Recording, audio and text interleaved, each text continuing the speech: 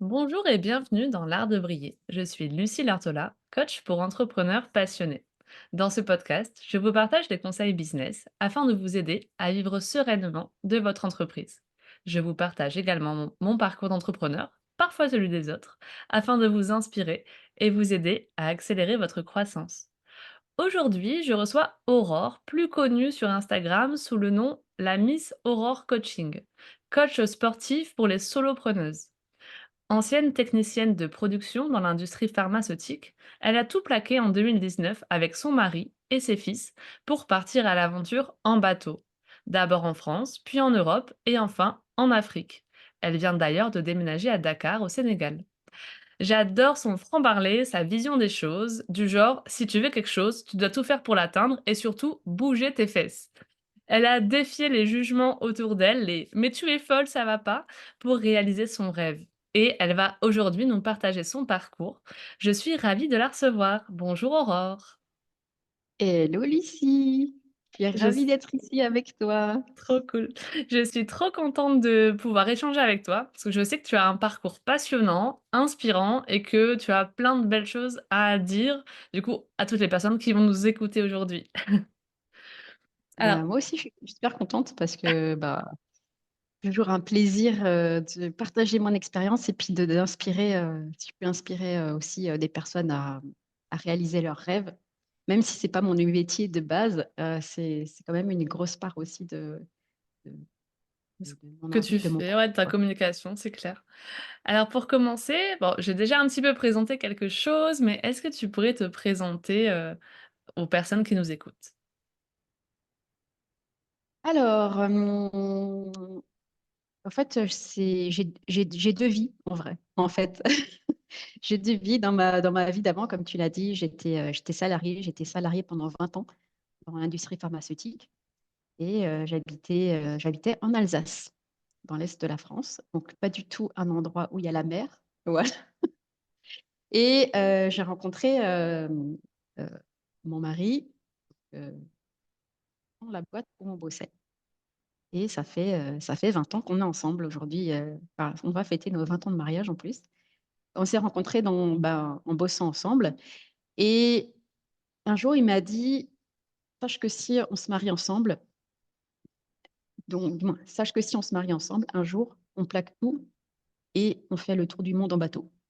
J'ai regardé un petit peu comme ça, j'ai dit, bon, En Alsace. ok, tout va bien. Mais comme moi, j'ai toujours rêvé de faire le tour du monde, mais je ne savais pas naviguer et je me suis dit, bon, en bateau, ouais, pourquoi pas. Hop, on a le temps, on va se poser, on va voir comment les choses vont évoluer et puis on verra après. Mais il m'a quand même dit, sache que si tu n'es pas prête à faire ça, c'est pas la peine qu'on se marie. C'est quand même une sorte d'ultimatum. Et du coup, j'ai dit oui et puis on l'a fait, quoi. Trop chouette. Combien de temps après votre rencontre? Ça a eu le temps de mûrir, j'imagine, de passer de rêve à «OK, là, on va le faire vraiment». Écoute, le projet, il a commencé en 2014, OK, ouais. véritablement, ouais. L'année de mes 40 ans. OK. Parce qu'en fait, lui, il m'a toujours dit, moi, je suis prêt quand tu es prête. Donc, c'est toi qui donnes le go pour le voyage. Et l'année de mes 40 ans, en général, chaque 10 ans, c'est un petit peu, on fait le bilan de notre vie. Et surtout à 40 ans, c'est quand même un cap qui est important. Et je me suis dit, est-ce que je veux continuer à vivre comme je vis actuellement, euh, sachant que c'était une vie où je gagnais bien ma vie. Vraiment, dans l'industrie pharmaceutique, en plus, on bossait en cycle, on avait des primes d'équipe, on gagnait quand même très bien notre vie. On avait une situation stable.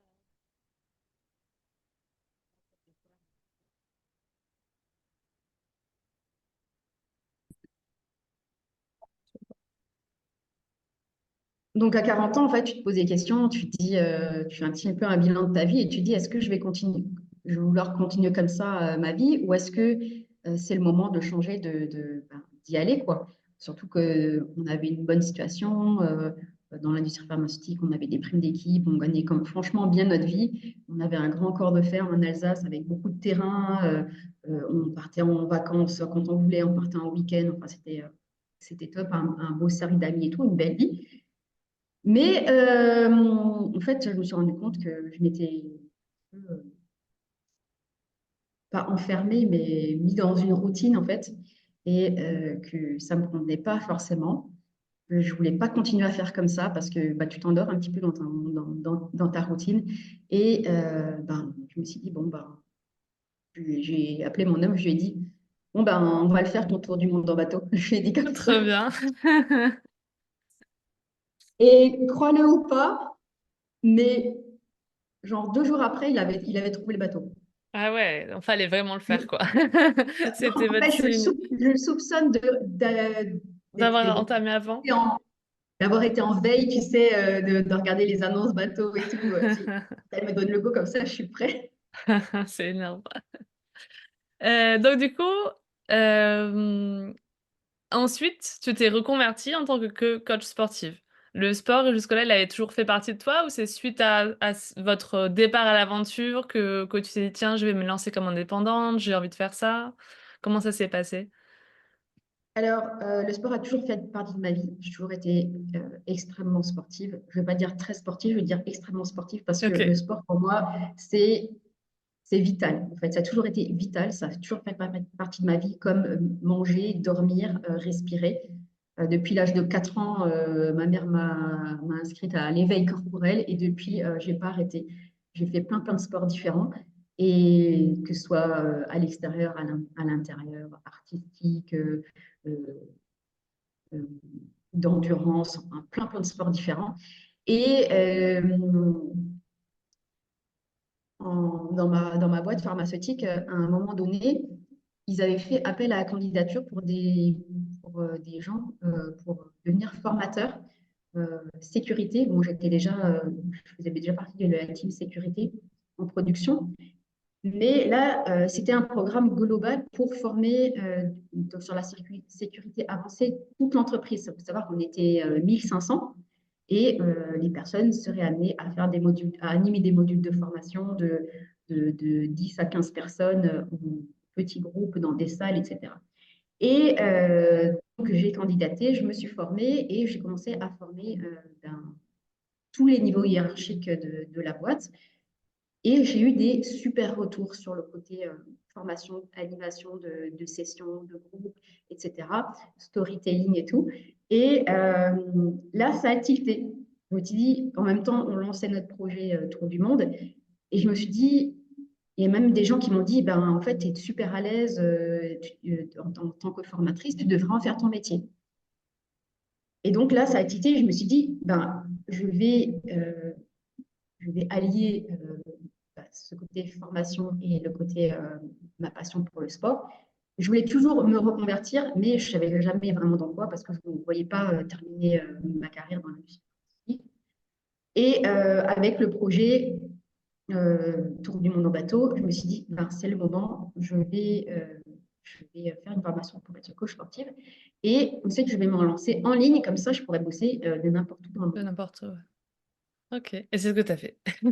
C'est ce que j'ai fait. Voilà, j'ai Trop bien. été J'ai été intégrée, enfin, j'ai réussi les tests d'entrée. Il fallait faire des tests physiques et puis il fallait monter un dossier. Et après, tu avais un entretien aussi pour présenter tes projets professionnels. Et j'ai été admise. J'étais d'ailleurs j'avais 42 ans, j'étais la plus âgée de la promo en plus. Donc, Parce que ça- c'est vrai qu'il paraît qu'en plus les tests pour être coach sportif sont hyper poussés. Enfin, il faut déjà avoir un très bon niveau de sport et ouais, c'est top, non? ouais, bah, c'est top. Ah Il ouais, y avait un test cardio et des tests muscu OK, aussi. Ouais. trop bien. Donc ça montre déjà un peu ton niveau, bon. Bah, Trop bien. ce qui était cool aussi, c'est que déjà, rien que pendant les tests sportifs, Ouais, j'ai été déjà l'inspiration de nanas plus jeunes ouais, qui, par la suite, n'ont pas forcément réussi les tests sportifs. Et j'étais déjà une inspiration quand je leur disais mon âge. Et, oh, j'aimerais bien être en forme à ton âge et tout. trop bien. Mais il y avait derrière cette envie de transmettre les choses et c'est hyper intéressant de ton parcours parce que, ben, comme on le disait au début, ta vie en soi est inspirante et donne envie enfin, tu as des choses à transmettre sur ta vie, mais aussi, en tant que coach sportive et c'est bien d'être, enfin, pleine de richesses comme ça et d'expériences, variées, quoi. Alors, une autre question que j'avais à te poser aujourd'hui, c'est quelle est la chose la plus vraie à propos de toi? La chose la plus vraie, Elle est dure cette question. ouais, elle est difficile. La plus vraie, dans quel sens? Spontanément, sur toi-même, une qualité, quelque chose que tu fais.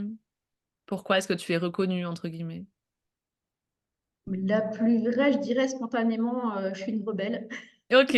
Je pense J'ai que ça te toujours va bien, été. c'est vrai, ça se ressent. J'ai toujours été. OK. D'aussi longtemps que je me souvienne, j'ai toujours été une rebelle. Je n'aimais pas rentrer dans les cases, je n'aimais pas faire comme tout le monde. Et ça m'a valu quelques déconvenues d'ailleurs, mais c'est ce qui m'a construit. Ouais. OK, j'aime bien.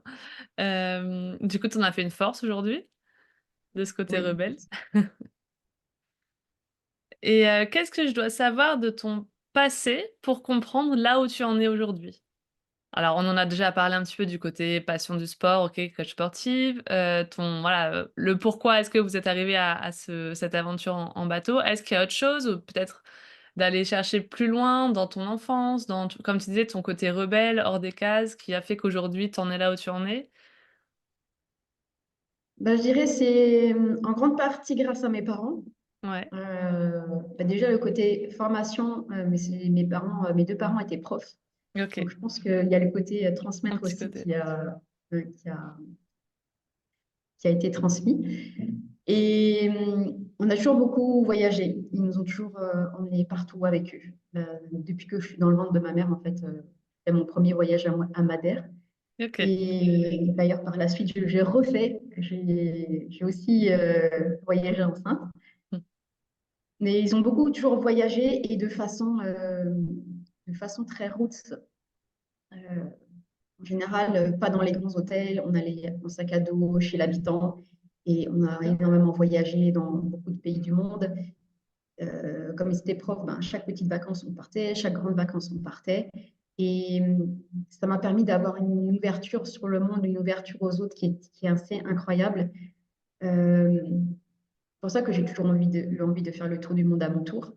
Et à tel point que je crois que à mes 15 ans, je me considérais pas comme française. OK. J'ai toujours dit que j'étais citoyenne du monde. Oh, c'est beau. Ouais, il y avait cette ouverture, vers le monde, vers les autres que dans laquelle tu as toujours baigné finalement depuis petite.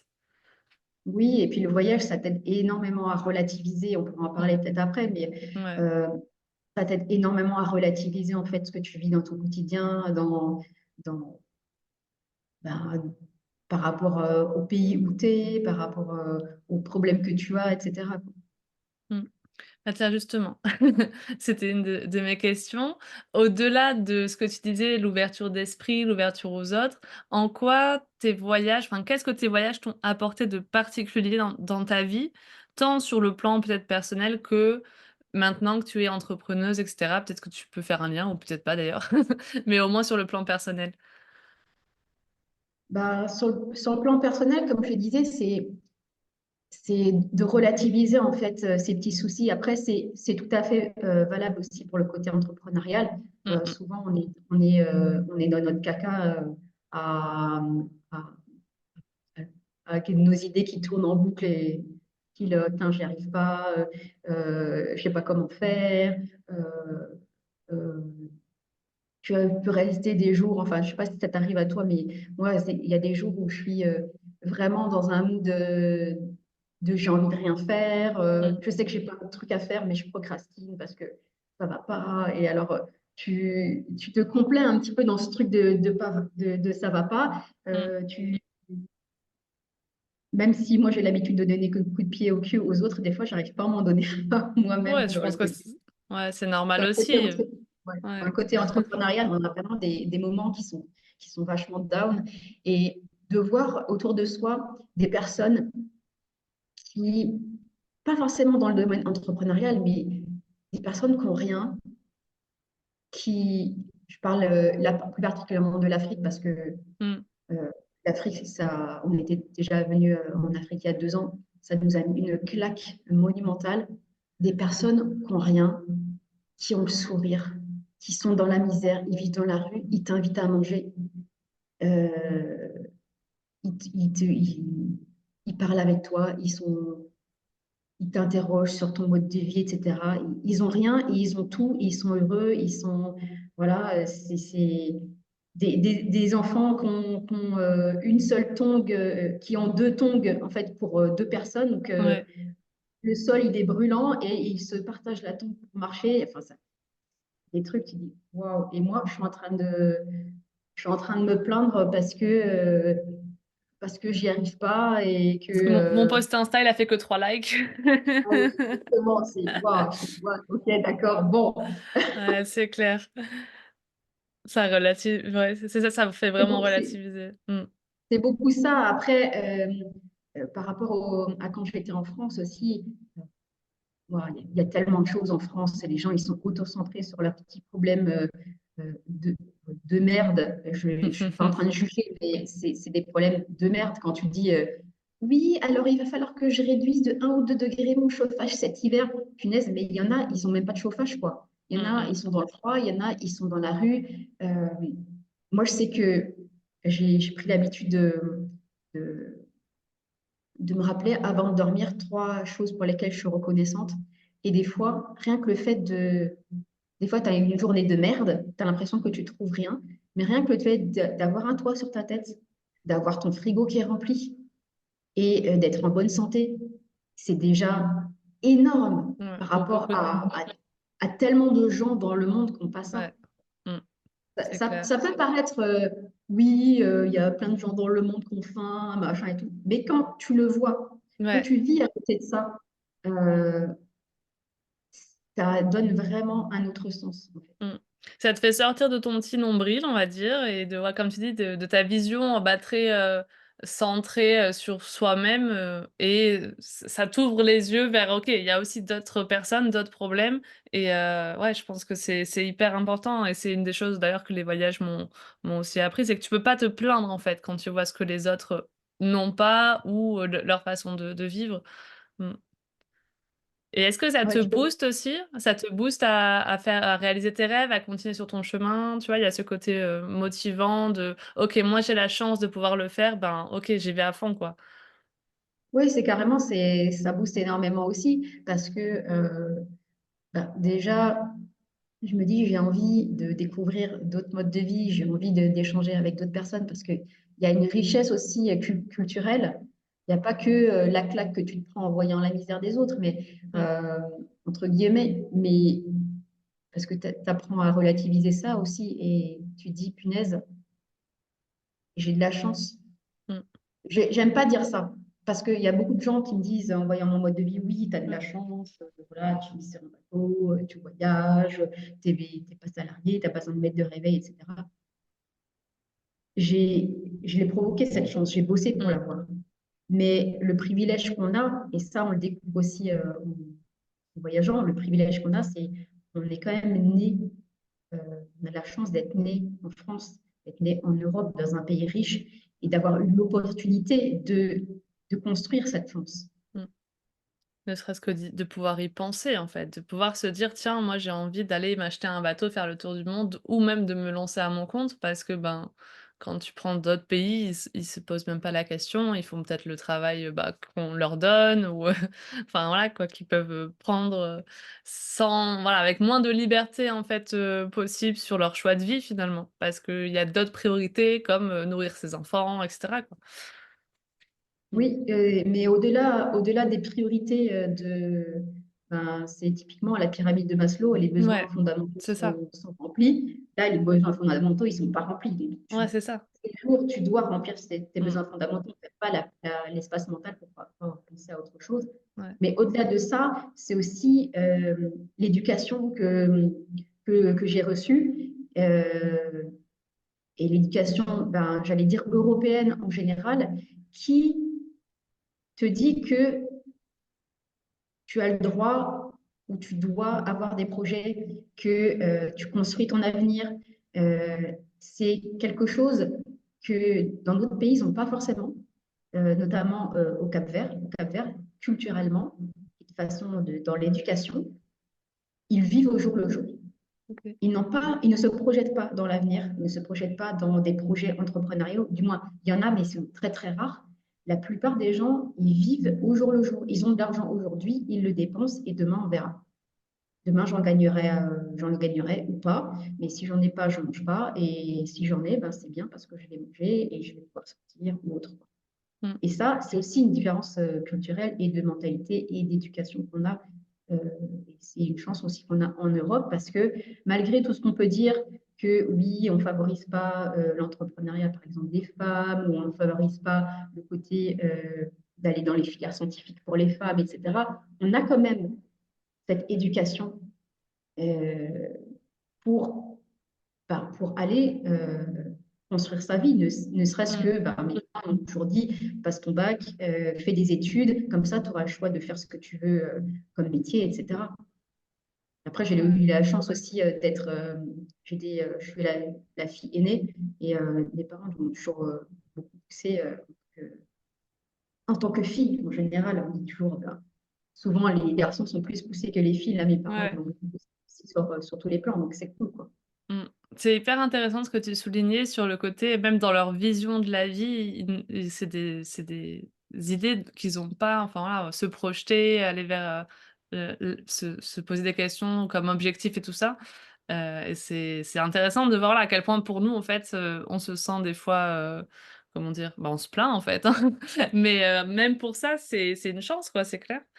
Ouais, comme tu dis, j'aime pas cette idée, on a de la chance dans enfin, voilà, tu as de la chance de faire, ce qui te plaît, mais d'une certaine façon, oui, il y a des moments, oui, mais après c'est aussi un choix de vie pour toi, et du travail et de la persévérance, voilà. Du coup, on va y venir d'ailleurs à ton projet, ta vie en tant qu'entrepreneur, plus particulièrement. Quand tu t'es lancé à ton compte, du coup, ça a été quoi tes premiers défis d'entrepreneur débutant, on va dire? Ah, mes premiers défis, d'ailleurs, ça l'est toujours aujourd'hui, mais vraiment, c'était de m'organiser, OK. de trouver une organisation qui me convienne. Ça, c'était le premier défi. C'est vraiment parce que toute ma vie, on m'a dit, t'es pas organisé. Et mon homme, en plus, lui, c'est quelqu'un qui a l'esprit entrepreneurial. Il a déjà monté plusieurs boîtes. Euh, on n'a pas du tout la même vision du marketing et de l'entrepreneuriat en plus.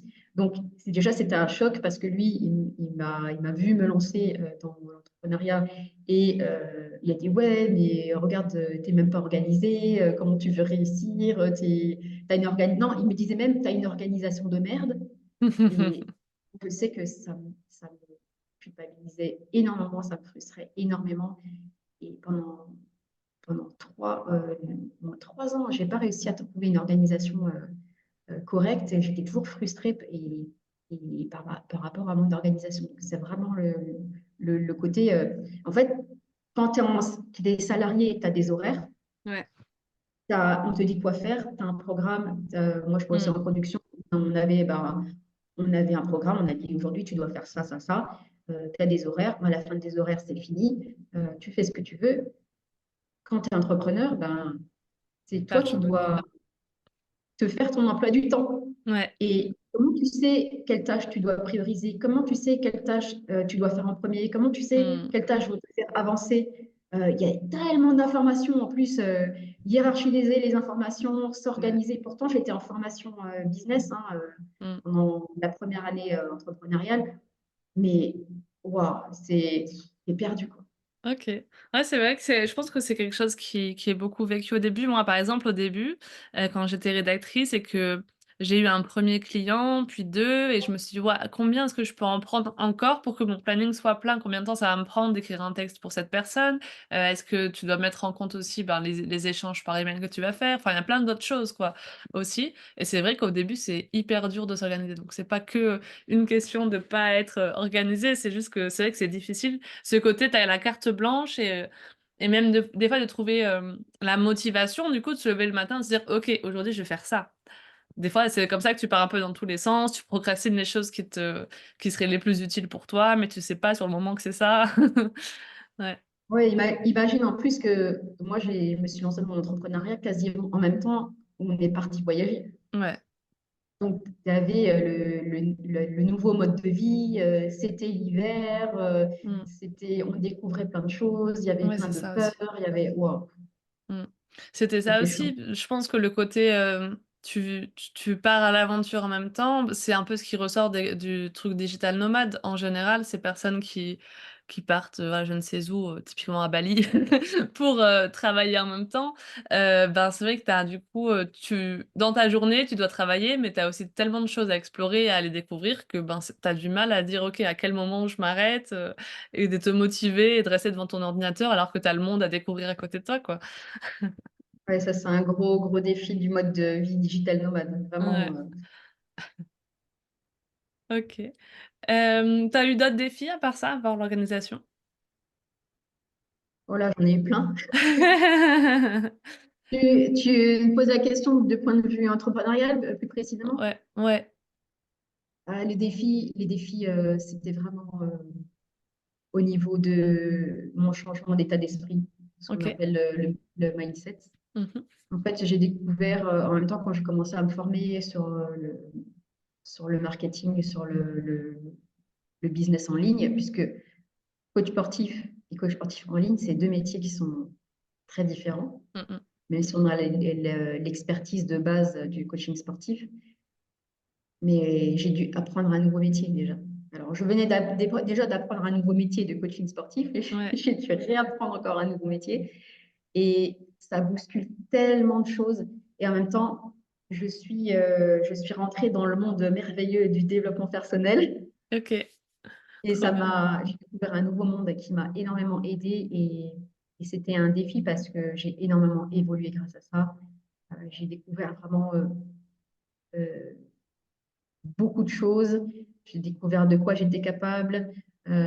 J'ai découvert aussi que ben, le côté technique, le côté apprentissage, c'est peut-être, on va dire, 40% de la réussite entrepreneuriale. Et même s'il y a plus, parce qu'en ce moment, j'ai jamais arrêté de travailler sur mon mindset, notamment le rapport à l'argent qui est quelque chose sur lequel j'ai bossé énormément, je bosse encore aujourd'hui. Mmh. Même aujourd'hui, je disais, à 80 à 90% de la réussite entrepreneuriale, c'est le mindset. Mmh. C'est clair, je peux pas te dire le contraire. Sachant que Donc voilà, ça, moi dans c'est mes accompagnements, c'est vraiment ce que je débloque, mais je suis d'accord avec toi. Hem, je voulais rebondir sur quelque chose, mais j'ai oublié, donc je te laisse continuer. donc ça, oui, ça a été un gros défi, en même temps quelque chose de génial, parce que j'ai adoré découvrir ce monde du développement personnel, du mindset, du changement de mindset, mais quelque chose de très dur aussi parce que, ben, comme je disais avant, des fois, tu te complais dans ton caca et c'est pas comme ça que tu réussis. Tu peux Mmh. pas rester comme ça. Et en général, ce que j'ai découvert aussi, c'est que c'est cyclique. Mmh. Euh, Autant l'avancement dans l'entrepreneuriat euh, que ton L'état d'esprit. avancement personnel, c'est cyclique. Il y a des fois où tu vas être au top, tu as envie de tout casser, tout va bien, c'est l'autoroute et tu te sens super bien. Et ensuite, ben, tu ne sais pas comment, mais quasiment du jour au lendemain, tu es au 36e dessous parce qu'il y a eu un déclic qui t'a fait que tu es dans la merde. Et en fait, j'ai compris que c'est là que en allant fouiller, en t'accrochant, en cherchant, euh, en te posant les bonnes questions, c'est là quand tu es dans la merde, quand tu n'es pas bien, que tu te débats dans les sables mouvants, c'est là en fait que tu vas évoluer. Et donc, après, tu remontes à nouveau une phase de bien. Et la première fois que ça t'arrive, tu dis, ah, ben, c'est cool, j'ai tout réglé, maintenant ça va marcher. Mmh. Sauf que non, non, non. Ouais, c'est Quelques ça, mois après, c'est à nouveau la phase de merde. On dit, bon, ben, il y a des c'est choses que vrai. je n'ai pas réglées, on va y Ouais. aller. Mmh. C'est C'est vrai. épui- c'est épuisant, mais c'est passionnant. Ça apprend beaucoup sur toi aussi. Je pense que tous les entrepreneurs peuvent le dire, mais par ces défis du coup liés à l'entrepreneuriat, les coups de moins bien, et puis les moments où ça se débloque et comme tu dis, c'est cyclique en fait. Tu vas avoir, Tu vois, il y a un cycle de vie d'entrepreneur que je vois souvent chez mes clientes. C'est au début, ben, je suis un peu dans enfin, allez, le tout début, c'est je suis trop content, je lance mon entreprise. Puis quelques mois après, allez, j'ai fait deux trois posts sur Instagram, machin, je comprends pas, ça marche pas, je perds espoir, je vais dans le down.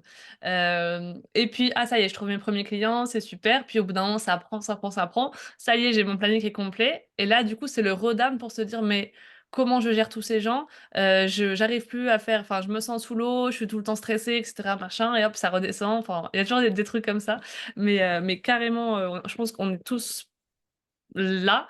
Et c'est vrai que, il y a cette croyance de dire: «Non, mais c'est qu'au début que c'est difficile», non, quand même, pour être entrepreneur, il faut être bien accroché parce que, c'est des cycles qui reviennent assez régulièrement, effectivement. Après, tu arrives à les à les prendre avec philosophie et te dire: «Bon, ben, finalement, j'ai réussi une fois, ça peut marcher 2 fois, et puis, mon énergie, je sais qu'elle reviendra parce que, OK, là, je suis au creux de la pente, mais je vais finir par remonter, quoi».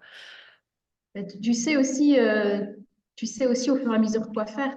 Ouais, Moi, je suis beaucoup sur le prendre soin de soi, se mettre en priorité. ouais, Et j'ai mis au point beaucoup de techniques de gestion du stress, notamment que je propose aussi dans mes accompagnements. C'est pas que du coaching sportif.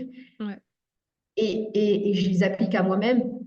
Et tu trouves en fait les solutions, tu sais quoi faire. Et tu sais que au bout d'un moment, tu sais que ben, c'est contre-productif, mais à ces moments-là, tu dois ralentir parce que c'est le moment de ralentir et de chercher les solutions. Et des fois, les solutions, ben, elles ne viennent pas toutes seules, elles mettent du temps.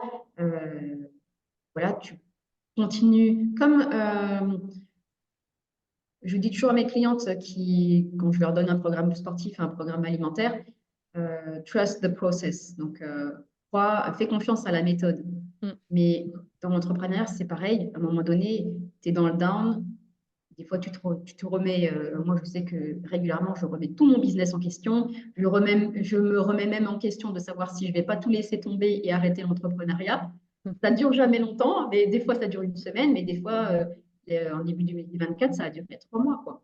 Mmh. Et tu- là, tu te dis, oui, je vais aboutir à quelque chose parce que c'est ma foi profonde.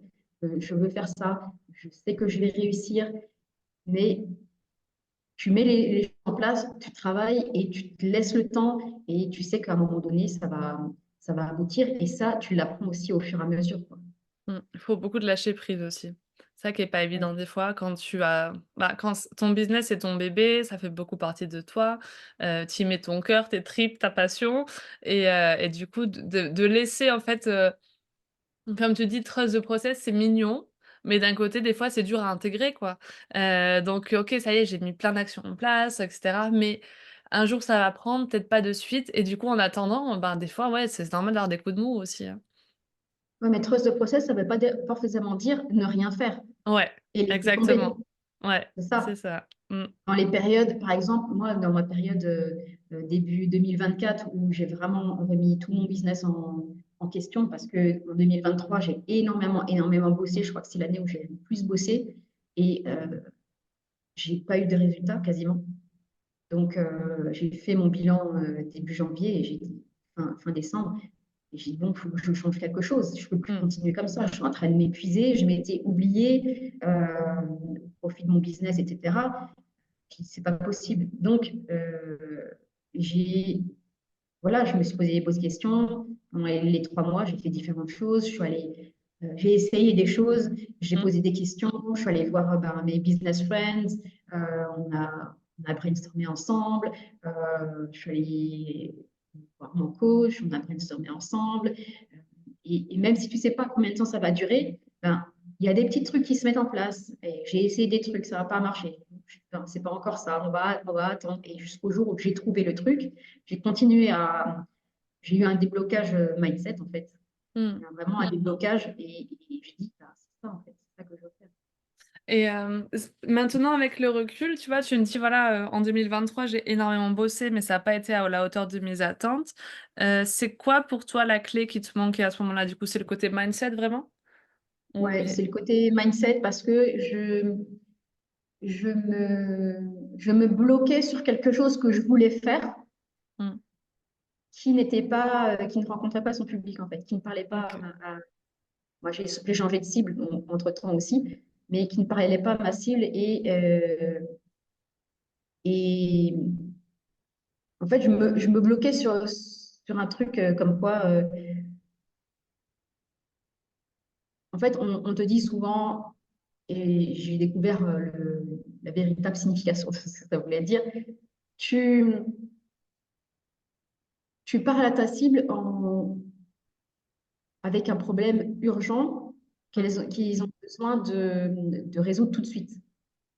Et ensuite, dans ton accompagnement, c'est le travail de fond, tu leur apportes ce qu'ils ont réellement besoin. Mmh. Et moi, je bloquais là-dessus.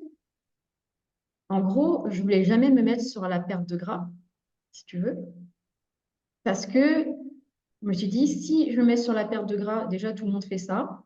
Et ensuite, dans mon programme, en fait, moi, c'est pas mes valeurs. Moi, j'ai envie d'apporter autre chose. J'ai envie d'apporter la santé, la longévité, le côté durable, etc. Donc, si ben, mon produit d'appel, en fait, ma promesse, c'est la perte de gras, je vais être une arnaque. Mmh. Je vais arnaquer les gens parce que c'est pas ça que je vais leur donner derrière. Ouais. Mais le plus gros shift mindset que j'ai eu cette année, c'est de me dire, ben, les personnes, en fait, c'est ça qu'elles recherchent. Mmh. Elles ont envie de perdre du gras parce que c'est une souffrance et c'est quelque chose, un résultat qui se voit. Ouais. Et si je n'ai personne si j'ai personne qui vient dans mes accompagnements, en fait, je ne pourrai jamais aider personne. Mmh. Là, au moins, d'avoir quelque chose de concret, d'urgent, les personnes vont venir et Ouais, je vais c'est pouvoir leur apporter mes valeurs et ce que dans un mon second aide temps. véritable et mon expertise. Mmh. C'est très intéressant que tu dises ça parce que c'est un problème, que tu soulignes qui est très, très courant dans l'entrepreneuriat. On en parle beaucoup avec Océane qui est une coach, avec qui je collabore. On parle en fait du fait que tu vas vendre un produit en parlant plus des méthodes et justement te dire: «Bah, trouve un mode de vie sain, je vais t'aider à adopter un mode de vie sain, tu vas manger des super haricots verts, ça va être génial». Plutôt que de parler des résultats, qui sont, bah, en fait, qu'est-ce que les gens attendent vraiment? Tu peux pas vendre entre guillemets, un programme, sportif en disant: «Tu vas faire 30 abdos par jour, ça va être génial», tu vois? Enfin, les gens vont prendre peur un petit peu, mais c'est une super bonne façon de dire: «OK, toi, tu as envie, de perdre du gras, par exemple, bah, viens dans mon programme, on va apprendre un peu comment faire». On apprend effectivement un côté sportif, mais par contre, bah, le mieux, c'est de pas avoir à en regagner après dans ta vie du gras et donc pour ça, je te donne, bah, comment adapter un mode de vie sain et c'est pas enfin, c'est tout à fait éthiquement recevable et et en tout cas, c'est plus vendeur, ça, c'est clair. OK, c'est hyper Moi, intéressant. Ouais. euh, je vendais pas vraiment ma méthode, si tu veux. Ça, je l'avais compris qu'il fallait pas vendre ses outils. Mmh mh. J'étais sur quelque chose, en fait, j'étais sur le côté productivité des entrepreneurs grâce au sport, grâce Mmh à un mh. mode de vie sain. Oui. Mais c'est quelque chose, en fait, et que en tant qu'entrepreneur, nous tous, en tant qu'entrepreneurs, j'allais dire, on n'est pas assez avancé, mais on n'a pas cette oreille-là parce qu'on est trop dans notre business. Ouais, c'est pas assez douloureux, disons. On sait que c'est un problème. Tu vois, par exemple, moi, je sais que travailler sur mon ordinateur, toute la journée, c'est pas très bon pour ma santé, c'est pas très bon pour mon dos. Mais de là à acheter quelque chose pour, contrebalancer ça, bah, pour moi, c'est peut-être il y a pas encore assez d'effets négatifs dans ma vie au quotidien pour l'acheter. Tandis que si demain, à cause d'être resté 10 heures devant mon ordinateur, je me bloque le dos, j'achète directement ma séance chez l'ostéopathe parce que oui, là, je me dis qu'il y a un bénéfice direct, tu vois? Et c'est vrai qu'en fait, c'est finalement un autre sujet, mais éduquer finalement sa cible à son problème, c'est un peu ça aussi du coup pour toi? Mais justement, en fait, en 2023, j'ai fait beaucoup trop d'éducation. Ouais et c'est Euh, difficile, hein, c'est difficile parce d'essayer que de ça vendre prend quelque chose pas. à quand même qui est pas, à 100 Voilà. conscient de son problème et surtout, comment dire? Ouais, en état d'acheter, quoi. Ouais. Et je me suis épuisée à cause de ça, à force de planter des graines, d'essayer de faire Mm. comprendre les choses aux gens.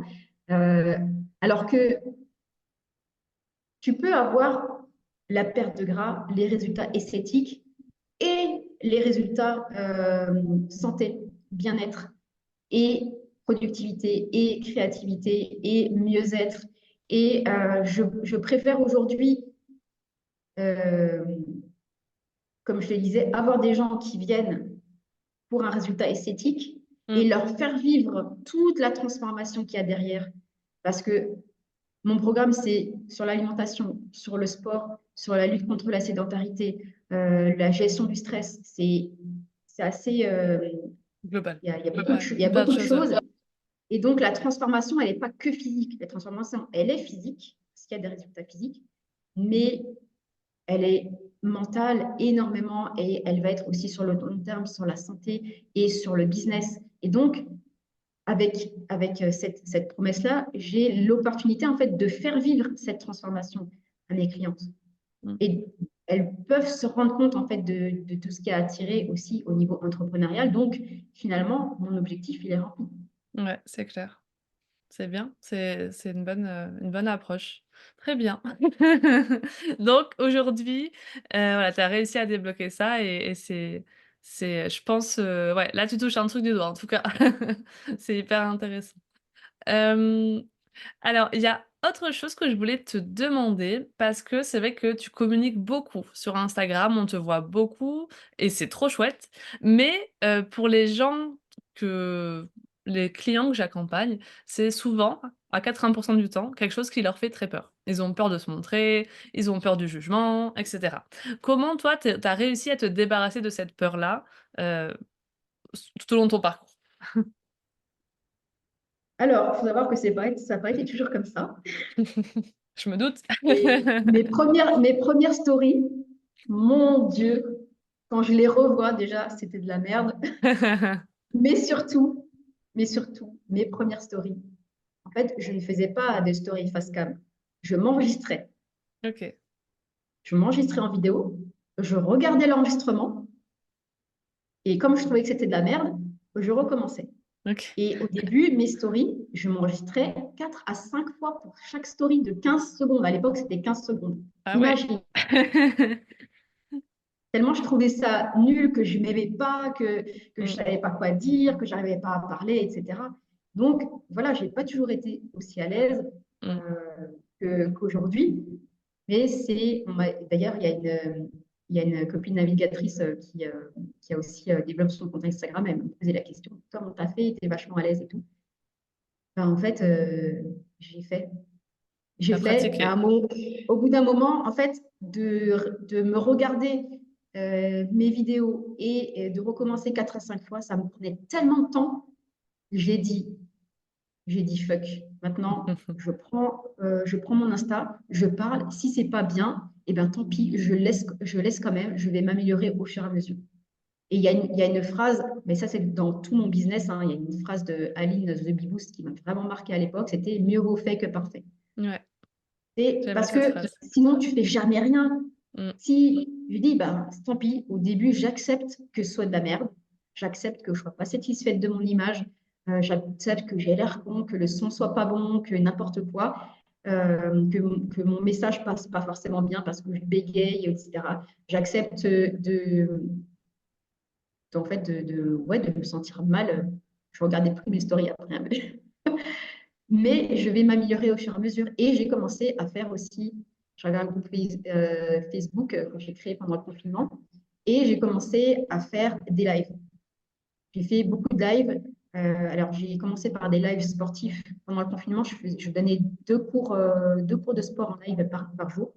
OK. Donc, le matin, un réveil musculaire et le soir, un, un entraînement plus training, plus musculation et cardio. Et ça m'a énormément aidé de faire les lives. Donc, si j'ai un conseil à donner à toutes celles qui ont peur de se montrer, c'est de faire des lives dans une petite communauté, en fait, soit sur un groupe Oui. Facebook, soit sur Instagram avec des amis proches, Mmh. des personnes avec qui elles se sentent à l'aise. Et ça permet d'être naturel, de faire des blagues. Et moi, ça a super soudé mon groupe Facebook de faire des lives comme ça. Et du coup, après, j'ai commencé à faire des lives plus mindset, des lives plus conférences nutrition. Et ensuite, j'ai commencé à m'enregistrer pour faire ces lives-là en mode vidéo pour mes Mon programmes programme, sportifs, ouais. mes programmes, mes programmes pour mes clientes. Ouais, Donc, je ouais. commence à, et pas forcément des vidéos de sport, mais des vidéos sur du développement personnel ou de nutrition. Je commence à m'enregistrer. Là, c'était un petit peu plus dur parce que après, il y a le montage qui est derrière. Ouais. Et je me rappelle que c'est mes premières vidéos, c'était difficile parce qu'il y avait beaucoup de montage. Et finalement, tu te dis, bon, je vais parler normalement. J'avais un script et je parlais normalement. Mais après, comme tu bégayes, tu Mm. coupes énormément. Mais dernièrement, j'ai revu ces vidéos-là et je me dis, ah, quand même, c'était bien ces vidéos. Franchement, tu as fait un bon boulot. Donc finalement, le ressenti, après, Ouais. l'effet que ça donne n'est pas le même. Mais ça, c'est une première chose, c'est s'entraîner. S'entraîner, Ouais. s'entraîner, s'entraîner à faire. Le premier live, c'est hyper flippant. C'est déjà, tu te demandes s'il y a des gens qui vont venir. Et Ouais. ensuite, tu te demandes qu'est-ce que je vais dire, comment ça va se passer, etc. C'est hyper flippant. Et finalement, c'est un super exercice qui permet vraiment d'être soi et de pouvoir trouver ses marques, sa façon de parler, etc. Si pour les personnes qui ne sont pas à l'aise, faites un script, Mm. mettez vos idées sur une page à côté ou sur votre ordi à côté et enregistrez-vous avec votre téléphone, c'est hyper bien. Et après, là, depuis cette année, on va dire depuis fin 2023, j'ai eu un shift encore. Je suis passée un cran au-dessus euh, pour ma com. Je me suis beaucoup plus montrée, j'ai beaucoup plus montré mon corps parce que j'ai eu un changement physique. Un de mes objectifs 2024, c'était justement de perdre du gras et de me muscler, de plus me muscler et d'être vraiment badass, quoi. C'était vraiment mon objectif 2024. Donc, je me suis donné les moyens de le faire. Je me suis énormément entraînée, j'ai fait gaffe à ma nutrition, etc. Gestion du stress, vraiment tout. Enfin, j'ai appliqué ma propre méthode à moi-même. Mm. Ça a très bien marché et ça donne énormément confiance en soi aussi. Ouais. Son corps qui se transforme, d'être à l'aise dans son corps. Euh, donc, j'ai pu plus me montrer aussi. Avant cette année, je crois que je ne montrais jamais mes fesses, par exemple, parce que je n'osais pas. Ouais. Et au final, tu te Là dis, bah, je suis mon meilleur résultat, tu vois, mon meilleur avis aussi, client, finalement, c'est moi aussi, aussi, parce que voilà, voilà. ouais, Et j'ose beaucoup plus être un peu plus rentre dedans, faire des ouais, grimaces, voilà, ça n'empêche pas que dès que je suis sur le point de poster quelque chose qui me dit ah là tu vas peut-être un peu trop ouais, loin, c'est ce que j'allais te demander. Est-ce que parfois, quand même, tu te dis, oh là là, j'ai abusé quand même, parce que on ouais le ouais mais ressent carrément, dans ta carrément. communication, tu vois, j'ai parlé de ton franc-parler, tu as des convictions qui sont fortes et c'est vrai que ça aussi, c'est quelque chose moi je vois sur Instagram, des fois les gens se démarquent pas parce que c'est lisse ce qu'ils font. C'est très lisse, ça passe voilà, ça se fond dans le tas et puis tandis que toi quand tu parles, tant en story qu'en post, de suite ça se remarque parce qu'on voit ton franc-parler, on voit ta façon de c'est toi quoi, ça se ressent beaucoup. Mais, est-ce que d'un côté enfin j'imagine que c'est un travail, que ça a pris du temps ça aussi de trouver, ta communication et puis est-ce que, ouais des fois tu as ce côté, est-ce que je suis allée trop loin là quand même? Est-ce que c'est pas trop? Euh, ca- Ouais, ah on mais l'a tous, carrément, hein. carrément. Ouais. Ah oui, carrément. Des fois, des stories, des photos que je poste et tu dis, je vais vraiment poster ça, est-ce que ça va pas être trop, machin, ou alors des trucs que je dis. Souvent, en fait, je m'entraîne, je sais que j'ai ce côté cash euh, et tranché qui est une de mes forces finalement. Et donc, je m'entraîne à réagir aussi à chaud à certains trucs. Mmh. Comme ça, je sais que je vais être dans le cash et dans le truc. Ouais, Maintenant, bougez vos fesses, voilà. ouais, Ou un truc qui m'énerve, donc je m'entraîne à faire ça. Et après, je réfléchis pas, je poste. Mais des fois, un post où j'ai été un petit peu cash ou un petit peu rentre dedans, avant de le poster, j'ai un petit peu, le voilà, j'ai un petit truc. peu l'appréhension. Je dis, oui, bah, est-ce que c'est pas un petit peu trop et tout? Et en fait, souvent, souvent on flippe à l'idée de sortir un nouveau truc ou autre. Par exemple, ma bio, là, j'ai changé ma bio il n'y a pas longtemps. Avant, c'était j'aide les solopreneuses à perdre du gras, machin. Et là, j'ai mis on bouge son cul. Mm. Mais est-ce que je vais vraiment faire ça? Est-ce que c'est pas un petit peu trop cash et tout? Bon, bah, j'ai eu le cœur qui battait à un moment donné et en fait, ça a énormément plu. Mm. Et Aux bonnes ouais, personnes surtout. Je pense que c'est ça la différence, tu vois, dans une communication un peu plus tranchée, qui te représente mieux, c'est oser en fait, prendre, ta place finalement, et connecter du coup ainsi avec tes clientes de cœur. Parce que tes clientes de cœur, elles aiment ce côté franc-parler, cash. Enfin, je parle pour moi, mais j'imagine que si je devais prendre une coach, sportive, j'aimerais qu'elle soit cash, qu'elle me dise: «Allez, on se bouge, on se motive», parce que c'est hyper motivant du coup, pour ce que tu fais, quoi. Et je pense que les gens recherchent ça aussi. Si elle est ouais, ce toute que je voulais douce et elle me dit jamais que c'est pas bien ce que je fais, que oui super reste dans le canapé, c'est pas très grave, allez rate ta séance, bah non, au bout d'un moment, on la paye pas pour ça entre guillemets quoi. Ouais, ce que je voulais dire aussi, c'est souvent on se fait une montagne de ce qu'on va publier, de ce que les gens vont penser. On va dire, ah, ça va choquer, je vais avoir des Ouais. haters, et si ma famille le voit, ils vont me renier, etc. Si mes amis, ouah, qu'est-ce qu'ils vont penser de moi et tout. Et en fait, des fois, on se tourne la tête, on se tourne l'esprit pendant 100 ans avant de publier, et on publie, et en fait, il se passe strictement rien.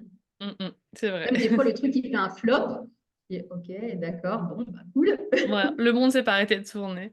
Voilà. Et puis, euh, en fait, moi, je les attends, les haters.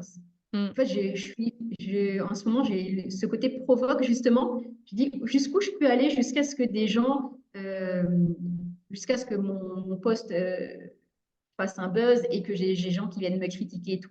Et j'ai dit, je les attends, les haters. Venez me critiquer. Venez Mmh. parce que je titille, tu vois. Ouais. Et l'autre chose que je voulais dire aussi, c'est que dans mes retours, par rapport à ce que tu disais, t'attires les gens qui ont les mêmes valeurs que toi. Mmh mh. Dans mes retours clientes, en fait, il y en a beaucoup qui m'ont dit, ben, pourquoi on est venu avec toi?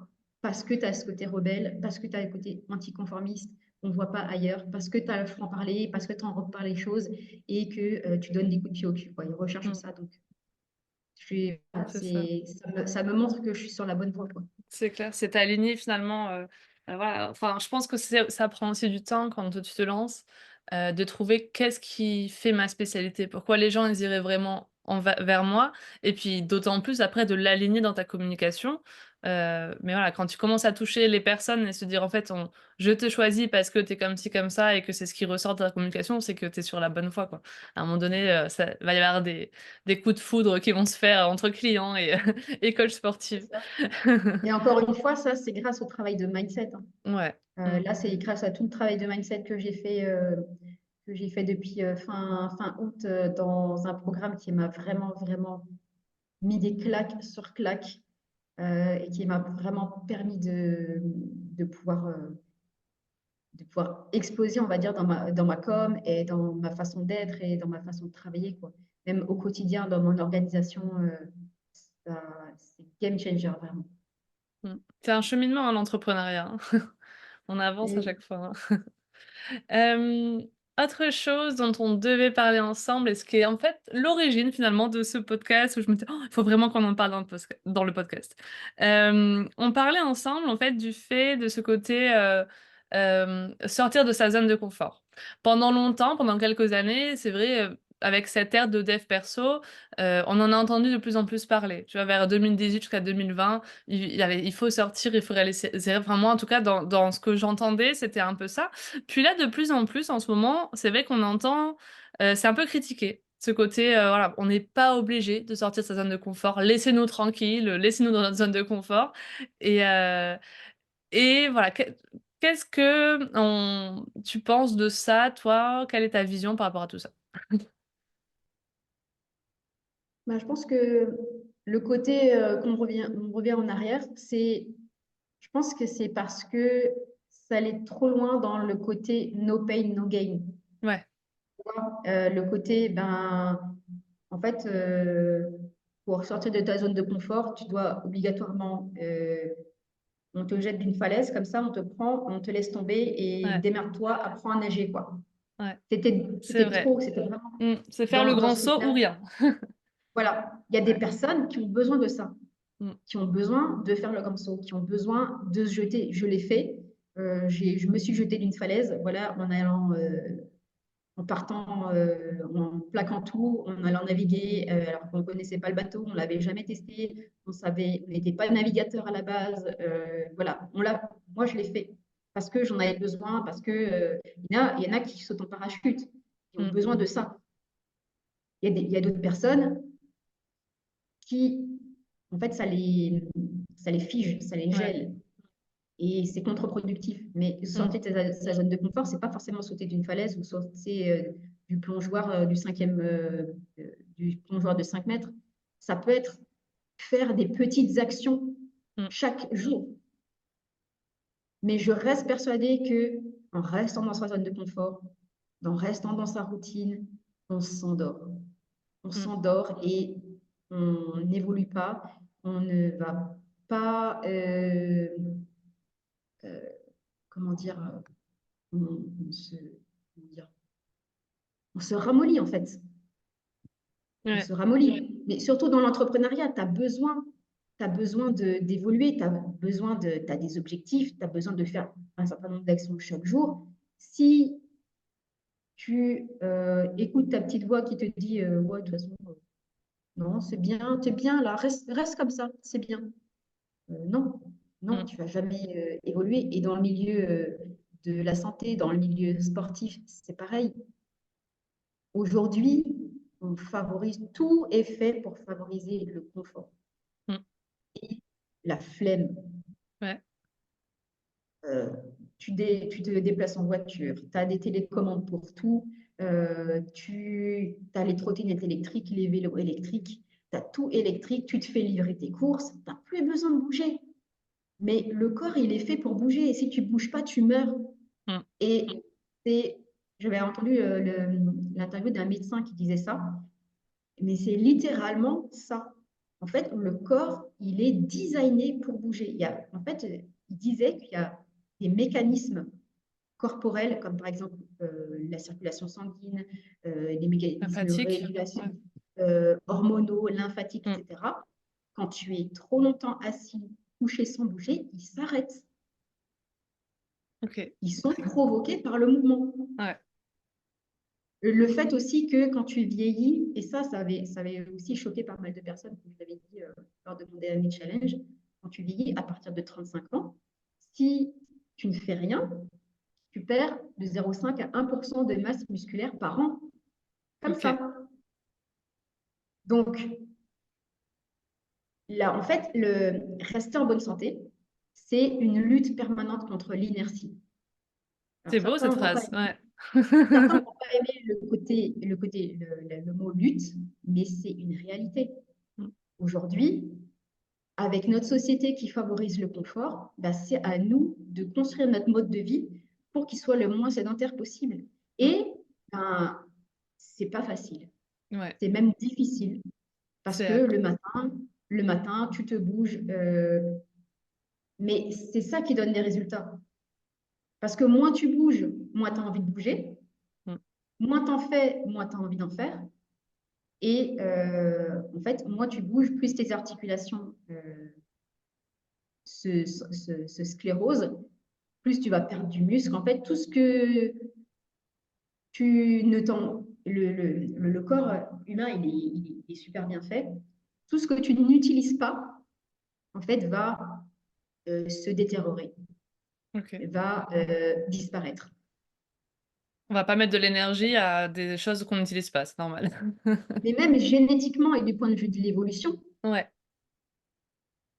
tout ce que l'homme n'utilise pas, ensuite la génération suivante, ça va tendre à disparaître. C'est pour ça que par rapport à la préhistoire, on est de moins en moins musclé aussi, parce qu'on n'a plus l'utilité dans nos vies quotidiennes. C'est pour ça aussi que le cerveau, avec l'évolution, le cerveau prend de plus en plus de place dans la boîte crânienne parce qu'on est de plus en plus d'activités intellectuelles. Mmh. Et sans parler de forcément d'être sur le côté de l'évolution, dans la vie de tous les jours, c'est la même chose. Si tu n'utilises pas tes muscles, dans les personnes qui sont dans le coma ou qui doivent être alitées de façon obligatoire, il faut savoir que tu as déjà une perte musculaire. Déjà, le tonus musculaire, il baisse de 50% en 2 jours. C'est une activité Ah ouais. totale, énorme. Et la perte musculaire, je crois que c'est de 30%, un truc comme ça, quand tu n'utilises aucun muscle. Donc, le corps, il est super bien fait. Mais ça veut dire que ta santé, elle va se détériorer si toi-même, tu n'en prends pas soin. Tu fanes au final. C'est un peu ça. Exactement, Ouais. exactement ça. Mmh. Tu ne bouges pas, ben, ton corps, il ne va plus pouvoir bouger. Ouais. Et le jour, après des années de sédentarité et d'inertie sur ton canapé, le jour où tu vas vouloir faire une rando, partir en voyage, aller nager, ben, en fait, tu n'arriveras plus. Mmh. Tu n'arriveras plus et tu dis merde, comment j'en suis arrivée là? Ouais. Tu te laisses rattraper par, voilà, les épisodes de Netflix qui défilent tout seuls, sans sans Grave. avoir à ignorer pour leur dire: «Allez hop, on continue» et voilà Mais quoi. même le fait de, euh, toi et moi, on travaille en ligne, on sait ce que c'est Mmh. d'être passer des heures assise devant l'ordi. Mmh. Ben, même là, il faut trouver des stratégies pour Ouais. plus bouger. Mmh. C'est ce que j'apprends aussi à mes élèves. C'est pas que le côté entraînement de sport, musculation, résultats physiques, etc. Ouais, c'est au C'est aussi, quotidien. c'est Mmh. aussi au quotidien parce qu'on peut très bien faire 1 heure de sport chaque jour, mais être sédentaire. Ce qu'on appelle Mmh. un sportif sédentaire. Parce Ouais. que tu es assis 8 à 9 heures par jour et tu fais 1 heure de sport. C'est quoi 1 heure de sport? C'est Ouais, rien. c'est clair. Mmh. C'est vrai, ça c'est un vrai danger de la vie, ouais. Bah, après, il y a pas que les entrepreneurs d'ailleurs qui il y a de plus en plus de métiers où finalement tu es, devant ton ordinateur toute la journée, tu ressors, tu prends le métro ou tu prends ta voiture, combien de personnes font ça, quoi? Donc c'est vrai que c'est pas 1 heure par semaine de sport qui sauve, ta santé. Il faut C'est plus bien, enfin, c'est ouais. mieux que rien. Oui, oui, bien sûr. Mais voilà, après, Ça se joue un peu au quotidien, quoi, ouais. ouais, c'est ça. C'est vraiment trouver des stratégies au Mmh. quotidien. Et moi, j'ai toujours, et c'est ce qui m'anime vraiment, c'est vraiment mon cheval de bataille, la lutte contre la sédentarité, le côté mieux vieillir, enfin vieillir, vivre plus longtemps en bonne santé. Mmh. Et ce j'ai toujours cette image dans l'esprit, c'est, je ne sais pas si tu as vu le dessin animé, enfin le film d'animation Wall-E. Heu, peut-être, mais il y a longtemps. Ça En fait, pour résumer un petit peu, la planète Terre n'est plus habitable OK. parce qu'elle est polluée. Et donc, ils ont envoyé l'humanité dans des vaisseaux spatiaux. Donc, ils vivent dans l'espace, dans des vaisseaux, en attendant que la Terre soit de nouveau habitable. Et donc, ils envoient régulièrement des robots pour faire des tests. Et en fait, dans ces vaisseaux spatiaux, comme il n'y a pas beaucoup de place, forcément, peut-être l'humanité qui est là-dedans, et ben, comment se retrouve l'humanité au bout je sais pas, 10, 20, même 30 ou 40 générations? Et ben, ils sont tous sur leur chariot à roulettes. Ils sont gros, voire énormes, obèses, avec un écran. Et ils ne savent même plus bouger. Ils ne se parlent OK. plus. Ils sont tout le temps avec leur petit chariot motorisé pour tout faire. Limite, on leur met de la bouffe dans la bouche parce qu'ils peuvent manger. Et, euh, et en fait, c'est comme ça que je vois le futur de l'humanité si rien n'est fait. Mmh. Si on n'éveille pas les consciences et que justement les gens ils continuent à ne pas sortir de leur zone de confort. Ouais. Bordel! Ouais, bah, en fait, moi, tu vois, je vois beaucoup cette expression de sortir de sa zone de confort pour justement oser réaliser ses rêves, oser réaliser un projet qui nous tient à cœur et le côté là, ce que tu dis, c'est en fait, finalement, c'est corrélé à prendre la responsabilité de sa vie, prendre la responsabilité de sa santé. Enfin, voilà, c'est une question de ouais, de responsabilité et Ouais, tu peux te dire: «Ben, moi ça m'intéresse pas, j'ai pas envie, j'ai pas» c'est compliqué, c'est vrai que c'est difficile. C'est difficile d'aller marcher 1 heure, c'est difficile d'oser poser sa démission, mais en général, en fait, tu y trouves toujours plus de bénéfices que ce petit moment délicat au du début où tu te dis: «Ah ça a été dur». Ouais, mais je suis contente quand même que ça a été fait, quoi. On regrette rarement, d'avoir passé ce cap-là, quoi. Mmh. Ouais, prendre la responsabilité de sa vie, c'est une de mes valeurs fortes. Ouais. C'est arrêter de se victimiser, de dire c'est la faute des autres, parce que machin et tout. C'est la société qui veut que je sois comme ça. Non, prends la responsabilité de ta vie et de ta santé. Mmh.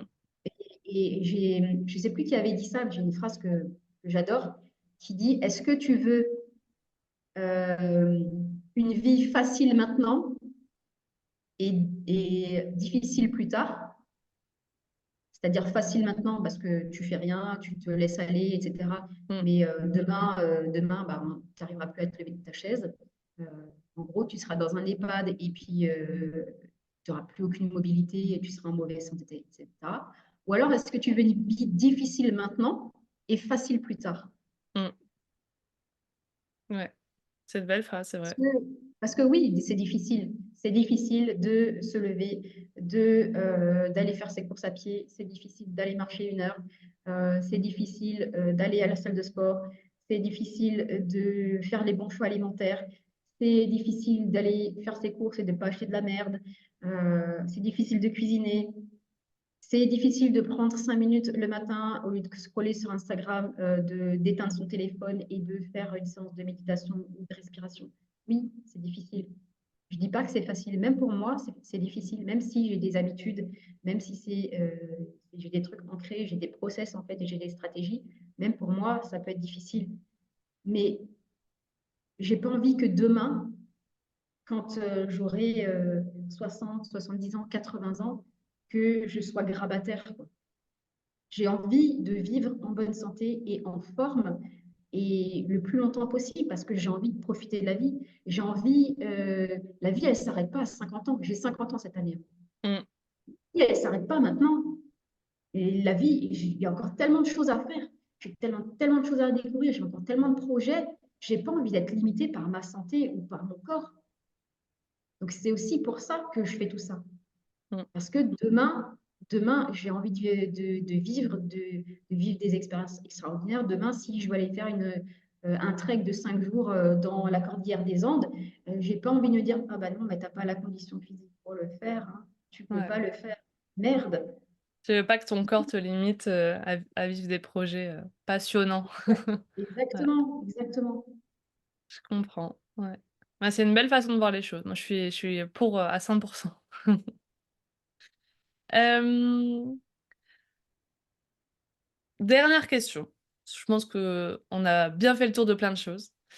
Hem, j'hésite entre les 2. C'est quoi pour toi le secret de la réussite dont personne ne parle, en tant qu'entrepreneur?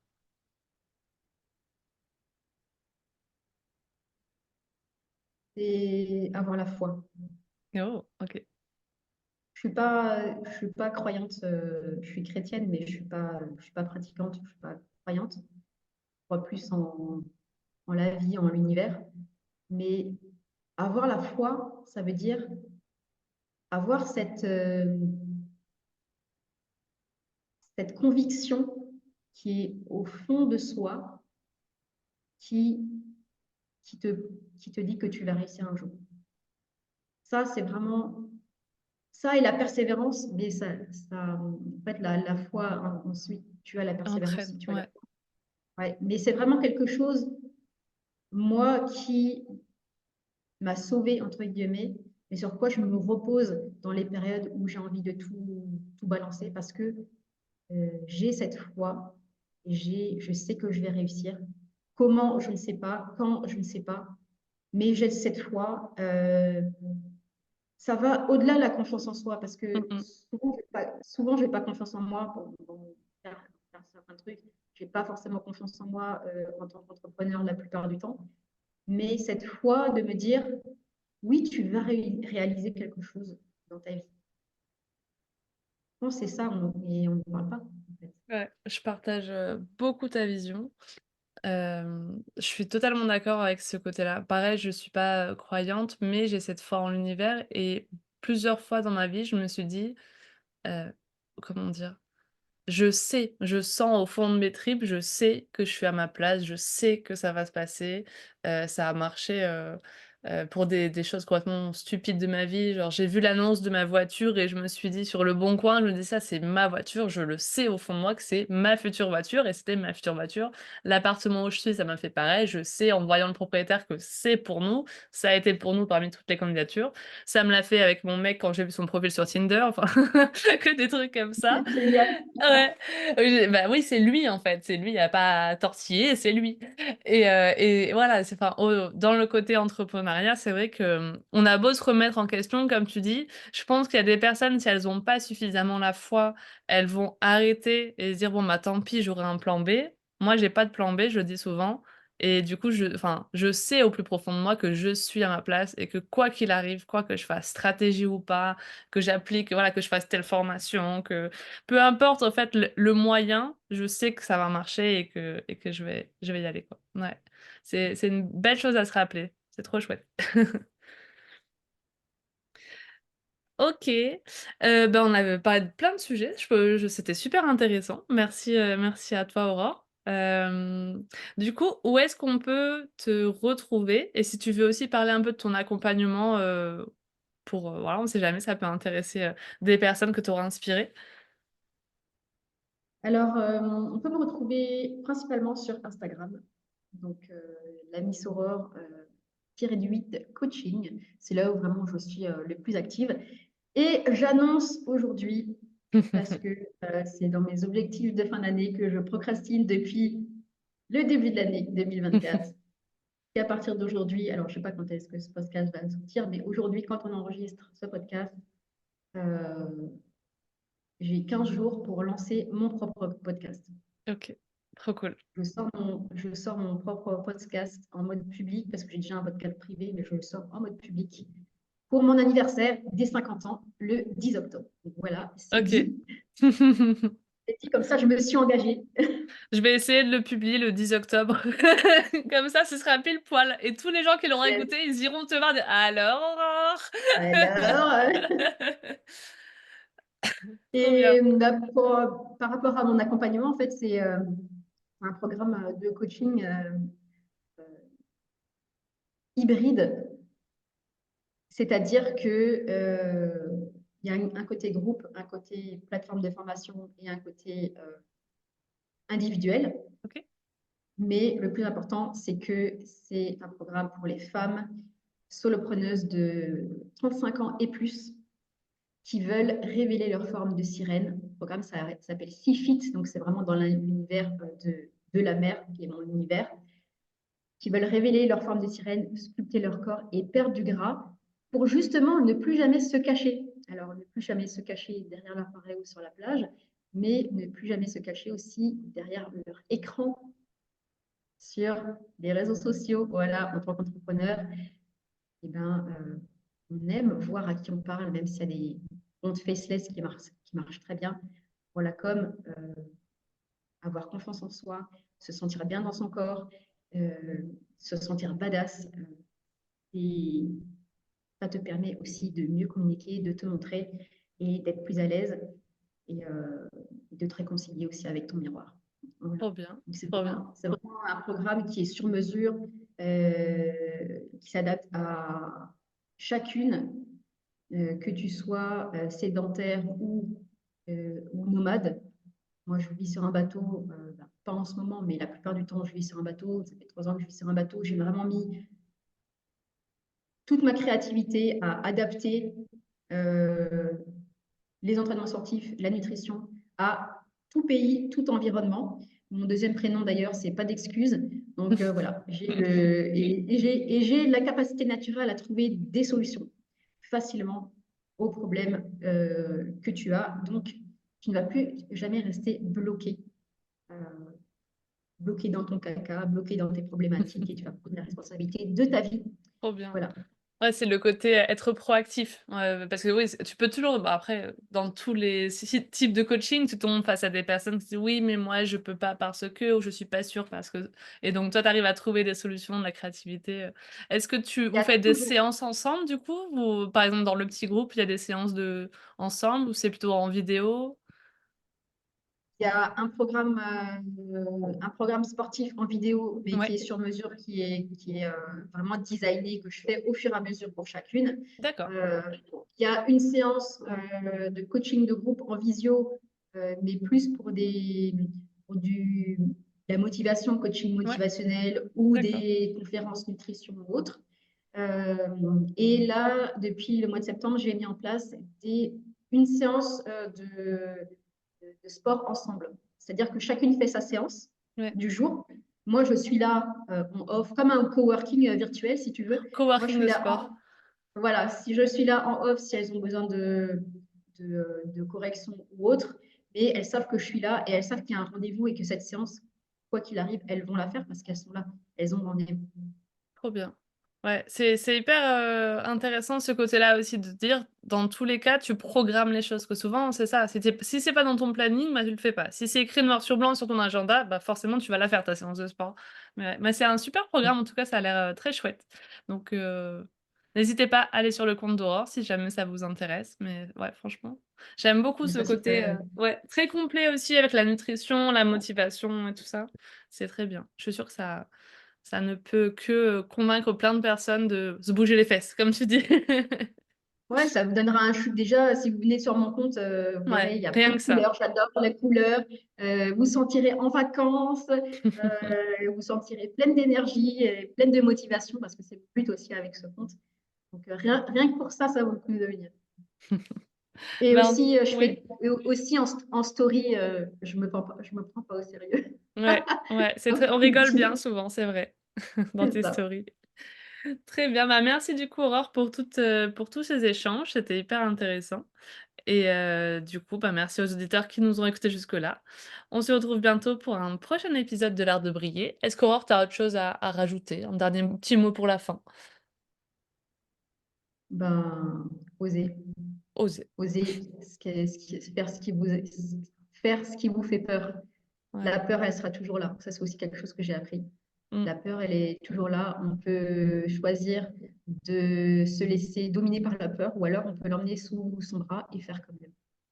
Trop bien. Ouais, c'est un beau dernier message. Merci Aurore et à bientôt du coup pour un prochain épisode de l'Art de briller. Bye bye.